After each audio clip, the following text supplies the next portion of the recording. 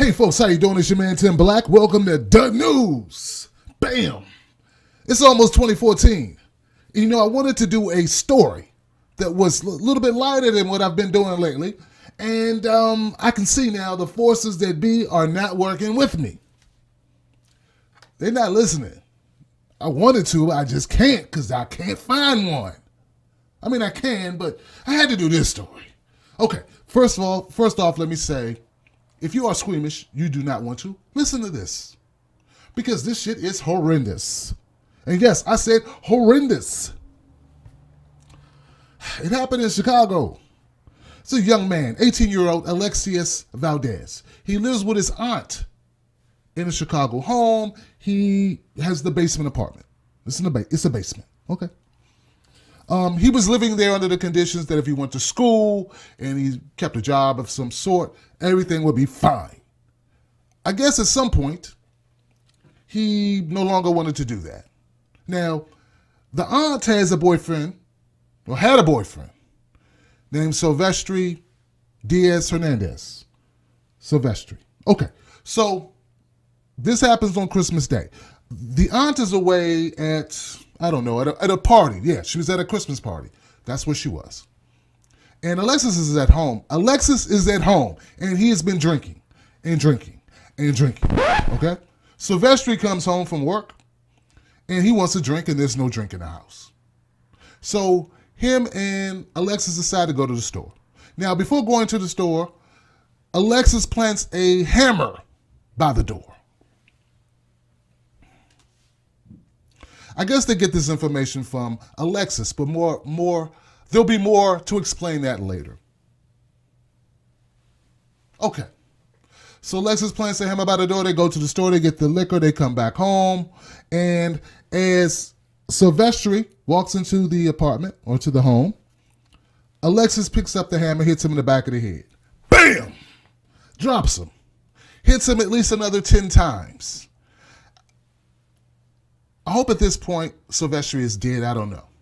I really hope he is. And you might think I'm callous for that, but I really hope that Silvestre expired at that point, or at least was totally unconscious. Because what happens after that is the shit movies, horror flicks, slasher films are made of. Alexis closes the windows, cuts up the radio, draws the blinds, goes to the kitchen, gets a butcher knife, comes back, hacks at the body of Silvestre, cutting off his head. Then he cuts off Silvestre's ears and nose. And if it doesn't get any more bizarre than that, he puts all of the parts on his aunt's bed, writes a note and says, "Merry Christmas, Auntie, this is for you."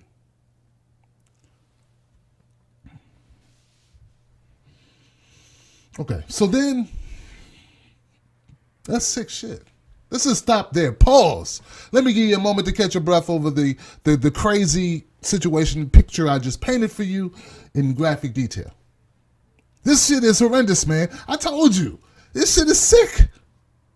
This kid, Alexis, then he gets an iPad. He goes, sits on the steps. He calls the police. Police come. The police come up and they say, "You called us. What's going on?" He said, "Don't you want to arrest me before you ask me questions?" And they said, "What are you talking about? What's going on?" He says, bam, he slams the iPad to the ground and he says, "I just left a present on my aunt's bed. It's her boyfriend's head. Merry Christmas. Take me away." The cops go in the house to discover what is a severed head with various body parts laid out on the bed of the aunt. The aunt's still not home yet, and thank God she's not, because Alexis says, "I did it, and if my aunt would have came home, I would have killed her too."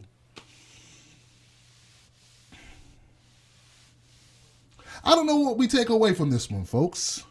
I'm trying to look for like a lesson learned here. The only lesson I can see is do not let crazy people live with you. Now, I'm wondering how he made the jump from nephew that was living with the aunt, who's giving him an opportunity to live in the basement, to get his shit together, I guess. I mean, she said either go to school or work and everything's cool, and for some reason he couldn't do that, and she says you're going to have to leave. And that was the snapping point. I mean, you mix that with alcohol, but really, is that what a rational person does? Of course not, right? So I'm thinking maybe, in the story, there's no more information than what I'm giving you. The rest of this is going to be me just trying to come up with some type of takeaway and some type of reasonable explanation for this shit. But there is no reasonable explanation for this act. But I will say this. We are over-medicated in the United States. 1 out of 4 women are on some type of brain-altering psychological medication. And we all know the side effects of those medications are oftentimes just as bad as the shit they're trying to treat. 1 out of 6 men are on some type of medication. And as for our young people, it's also staggering. So, I don't know, man. I don't know. I know that Alexis Valdez, he killed his aunt's boyfriend, cut his head off, and made it a present. This is what I know. This is what you now know. What do we learn? We learned nothing. We learned that Chicago... No, you know what? I'm not even going to say this about Chicago. Chicago has street violence. This is in-the-house violence. Now, it was 2 a.m. in the morning is when this occurred, or when the cops came and the aunt still wasn't home. You know what? If she never came home, I'm betting she'd probably be good with that, because this is not something you ever want to come home to. How could you live there after this? I don't know. Alexis Valdez, he's sick. But we need to punish him to the fullest extent of the law. He need not be out. We need not see him. I need not pass him on the street. I don't care if he's 18. I don't want him out till he's 98. This shit really happened. He really did this. And was proud. It wasn't like, oh my God, I freaked out, I snapped. He did it, called the cops, sat on the steps, played with his iPad, admitted it.